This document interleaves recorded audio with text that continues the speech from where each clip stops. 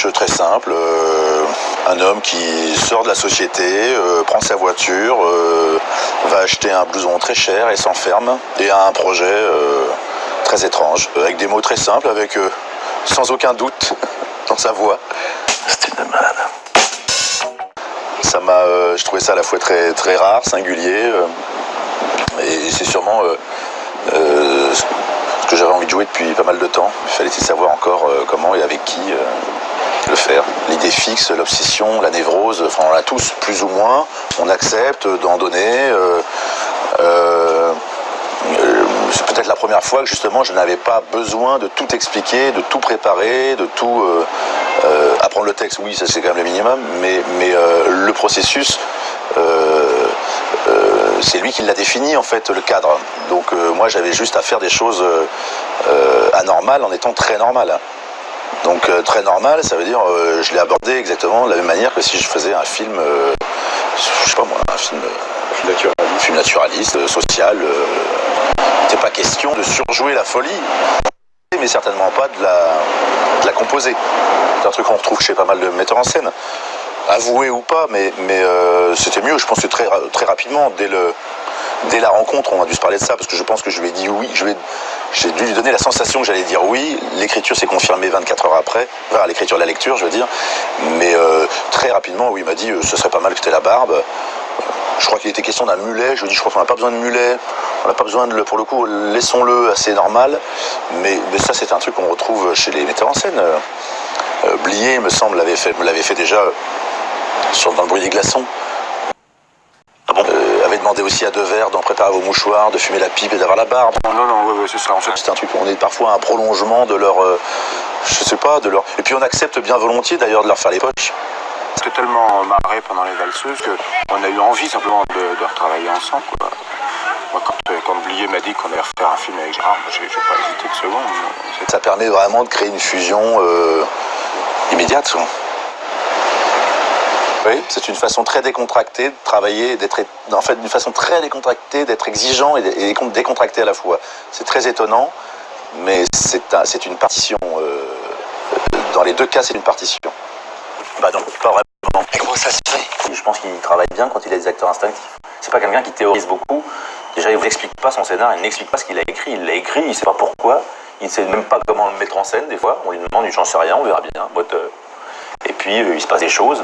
C'est pas de l'impro, hein, mais voilà, il a essayé de faire un écrin, il nous a dit, voilà, j'ai un joli texte. Enfin, en tout cas, moi, ça me convient. Maintenant, à vous, acteurs, que j'aime, à vous de l'interpréter, de le jouer, faites votre boulot. De toute façon, c'est un fils d'acteur. Tu fais attention. De toute façon, c'est un fils d'acteur. Au théâtre, jamais. Vous allez au cinéma le moins possible. Au théâtre, jamais. D'ailleurs, je ne vais nulle part. C'est la virgule, un acteur de grande valeur. Bon. Enfin bon, c'est pas, on va pas se battre pour ça, mais c'est l'auteur qui parle. Dans les deux cas, c'est une partition. Il y a une syllabe qui doit taper, il y a une arythmie qui fait justement la comédie de Quentin Dupieux. C'est pas la même, mais il y a une exigence. Oui. Mais avec chaleur et décontraction. Oui. J'ai un trou, il faudrait que je le change. Un peu de fil, oui. Il nous file un texte, on le répète entre nous, et puis après on arrive sur le plateau et c'est première prise tout de suite, quoi. Et il faut faire le texte comme c'est, avec les humeurs qui sont écrites et tout ça, non? Enfin non, pas exactement. Mais carrément si. Ah bah c'est toi, dans ta tête, tu crois que tu nous laisses un peu de... Il y a une vraie... Steve Little peut-être, tu lui laisses un peu. Il y a une vraie marge qui existe, mais pas dans le texte. C'est vrai que moi ça me gêne quand on change le texte. Il y a un truc, d'un seul coup, c'est plus le film. D'asile psychiatrique, mais sympa, funky, quoi. C'est de la musique un peu d'asile psychiatrique, mais sympa, funky, quoi. Je suis pas travailleur dans la musique. Les meilleurs morceaux que j'ai enregistrés, en tout cas, c'est des trucs qui ont été faits très vite et qui ont un son pas terrible, mais ça fait partie du charme de ma musique, j'ai l'impression. Mais j'avais hyper envie de faire un film de la même façon, en fait. Un truc un peu jeté, pas réfléchi, avec moins de cérébral et beaucoup plus de...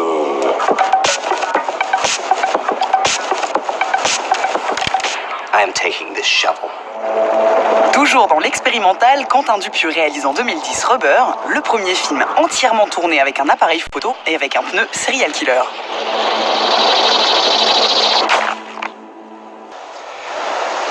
Oui, parce qu'il faut pas toucher de toute façon à ce genre de choses, et puis parce que c'est trop anxiogène, Série Noire. Et puis c'est Patrick Devers, et puis on laisse pour le coup vraiment les clés à Patrick Devers, et c'est un laboratoire. On regarde quelqu'un se détruire. C'est presque assez malsain comme film. C'est génial, mais c'est génialement malsain. Moi, je voulais certainement pas aller dans cette zone-là. Ce qui m'a plu, en revanche, c'était la solitude, les trucs de mecs seuls, le fait de se parler seul, le fait d'aller dans ces endroits-là, qu'on a tous, plus ou moins. Il suffit un moment de se regarder un peu. La solitude est quelque chose qui me touche et peut aussi m'angoisser. Oui, exactement. C'est très bienvenu. C'est parfait. C'est le bon moment, justement, où, pour enlever des étiquettes, pour faire des vases communicants, pour s'amuser à creuser encore un peu plus la comédie, et qu'elle ne soit pas toujours dans les mêmes thèmes, dans la même couleur, les mêmes fringues et le même rythme. Ça rend le public extrêmement feignant, sinon. Il en faut évidemment pour tout le monde. De la comédie grand public, j'en ai fait, j'en ferai toujours. Ce qui est bien, c'est quand on nous laisse encore l'opportunité d'aller la creuser, et surtout qu'on nous laisse une fois de plus les clés de la maison. Moi, j'aime bien pouvoir rire où je veux dans un film. J'aime bien, je n'aime pas forcément qu'on me prenne tout le temps la main. Je pense que c'est vraiment de l'ordre de la chimie, ce qui s'est passé sur ce projet, que ce soit la rencontre avec Quentin, la façon dont j'ai abordé le personnage, notre entente avec Adèle, tous les trois, à deux, chaque combinaison en fait fonctionnait. Je pense qu'elle l'a effectivement apporté ce personnage un peu sur la ligne de crête. C'est quoi ?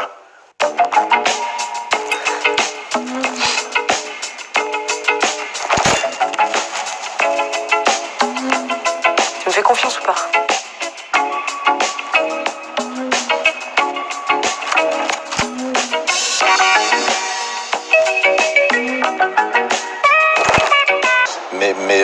Mais il y a aussi, et par goût, et par envie d'aller aussi dans la comédie, c'est-à-dire elle s'est vite emparée en fait de la situation. Elle a compris que la situation, c'était la situation qui était drôle et pas forcément elle, ni moi. C'est-à-dire que cette situation, on devait en faire quelque chose à nous. Donc en fait, et ça c'est de l'instinct, il y a quelque chose de totalement animal quand on rencontre Adèle Haenel. C'est assez... il faut gratter le personnage, c'est difficile parce qu'elle vous laisse... elle vous laisse rentrer là où elle veut, mais c'est de l'ordre de l'instinct. Moi, je pense qu'on n'a pas intellectualisé nos séquences. On s'est reniflé, je pense, beaucoup. Et ça a fonctionné parce qu'elle y mettait, je revois maintenant les scènes, elle y mettait aussi de l'enfance qui lui échappait. Parce qu'elle était encore là-dedans.